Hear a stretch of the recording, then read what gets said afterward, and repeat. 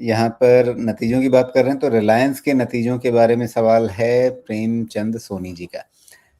Results के बाद क्या 1600 का भाव दिख रहा है इसमें? रिलायंस का तो स्वाभाविक रूप से पहले रिलायंस को लेकर के आपके अनुमान किस तरह के हैं? क्या लगता है कि बाजार को खुश कर पाएगा रिलायंस इस बार अपने नतीजों के बाद?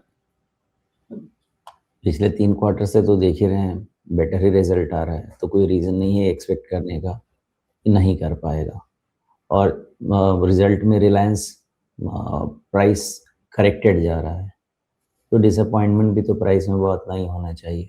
लगता तो ये 200 ईएमए के पास आ गया है, गैप फिलिंग प्रोसेस हो सकता है, उसके कारण 1400 के आसपास का एक बार बन सकता है। रिलायंस ने ऑल टाइम हाई बनाया ना, देखिए ऑल टाइम हाई मतलब एक जस्ट नाम के लिए तो बनाया, तो वहाँ से ये करेक्शन होता है। होता क्या है ना, अब रिलायंस ही नहीं, आप एचडीएफसी बैंक भी देख लीजिए, ऑल टाइम हाई जाने के बाद ना ये थोड़े करेक्शन होते हैं, इसको हम थ्रोबैक कहते हैं। और ये थ्रोबैक के बाद फिर कंसोलिडेशन होगा और फिर नई चाल बनेगी, which takes time, it may take even 6 month for new run. तो रिलायंस, मुझे एक्सपेक्टेशन तो ऐसा है कि रिजल्ट डिसअपॉइंट नहीं करना चाहिए, और रिजल्ट अगर बहुत अच्छा नहीं भी दिखा तो भी 5% से ज़्यादा का डाउन साइड रिजल्ट नहीं देना चाहिए, which is about 1400। That's all what I feel about Reliance industries. और अभी तक के ट्रैक रिकॉर्ड को देख के मेरी एक्सपेक्टेशन तो रहेगा कि नीट से थोड़ा बेटर ही रिजल्ट होना चाहिए। जी, लेकिन अभी ये जो गिरावट आई है ऑल टाइम हाई के बाद से, इसमें तो ट्रम्प चाचा का पूरा योगदान है। लेकिन इस गिरावट में अब ये 200 डे मूविंग एवरेज के पास आ गया है, गैप भी यहीं पे है। तो क्या ये कह सकते हैं कि ये अच्छी जगह है जहां पर आप दांव लगा सकते हैं अगर आपको नया निवेश करना है? राजीव जी, अपने जो ना चाचा जी का जो हमने, मुझे ऐसा लग रहा है कि देखिए, एक्सपोर्ट तो नुकसान जरूर है यूएस का, और सेंटिमेंट का भी नुकसान है। और चूंकि हमारा मार्केट एफआईआई हैवी मार्केट होता है, तो नुकसान तो जरूर है, लेकिन आप ओवरऑल एक्सपोर्ट का डेटा देखिएगा तो इतना डिसअपॉइंटिंग नहीं है।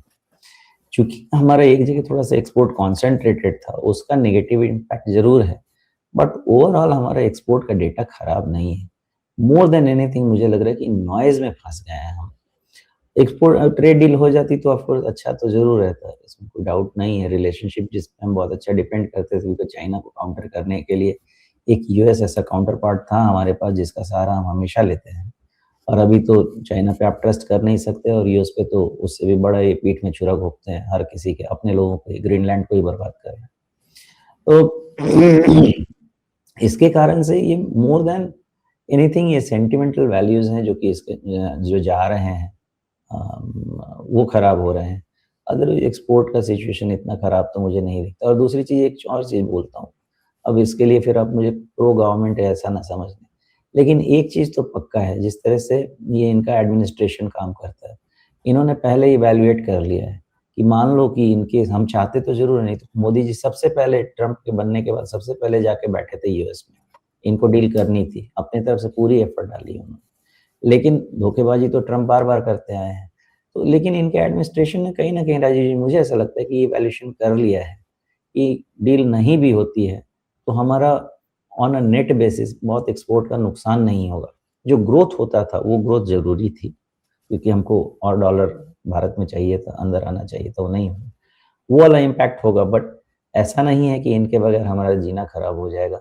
वो कहीं ना कहीं मोदी जी के एडमिनिस्ट्रेशन ने ये इवैल्यूएट कर लिया है। वो रीज़न है कि ये बहुत ज़्यादा भाग-भाग के चाह भी नहीं रहे हैं कि डील हम ट्रंप के मर्ज़ी के हिसाब से कर दें।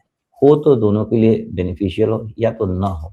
मुझे ये बहुत लगता है, लेकिन ये थोड़ा नॉइज़ ज़्यादा बना हुआ है इस डील का, मुझे तो ये लग रहा है। जी, तो एक क्विक कमेंट जो आपने इसमें छोड़ दिया कि ये लेवल क्या अच्छे हैं दांव लगाने वाले रिलायंस के लिए? 1400 ठीक लग रहा है। बाकी 1400 के मार्केट लेड आसपास? है, जी। वो रिस्क है, बट 1400 ठीक लग रहा है। उसके हिसाब से जो भी आपकी सुख सुविधा हो, अपना रिस्क लीजिए, काम कीजिए। जी, और जहाँ तक अमेरिका के साथ सौदे की बात है, समझौते की बात है, तो अभी जयशंकर जी ने, विदेश मंत्री जी ने बात की ही है अमेरिका के रूबियो साहब से। तो ये टेलीफोनिक चर्चा हुई है, तो मतलब बात कहीं आगे बढ़ी है। जो अमेरिका के नवनियुक्त राजदूत हैं, श्रीमान गोर, सर्गियो गोर, उन्होंने जो संकेत दिया था कि बातचीत होगी, तो वो बातचीत आगे बढ़ी है, ये भी दिख रहा है। लेकिन साथ में मतलब जो इतने समय से बार-बार चर्चा आ रही है कि ट्रम्प साहब क्या करेंगे, नहीं करेंगे, इसका कोई भरोसा हो नहीं सकता है।